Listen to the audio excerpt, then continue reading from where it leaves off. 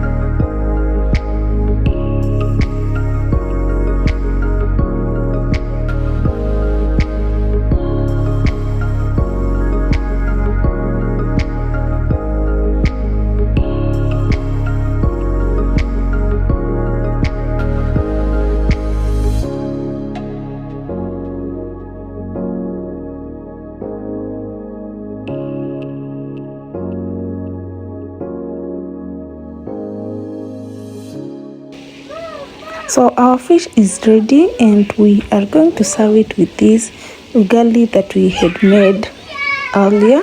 We're going to cut it into 4 since we are 2 adults and 2 babies. So let's enjoy this ugali fish.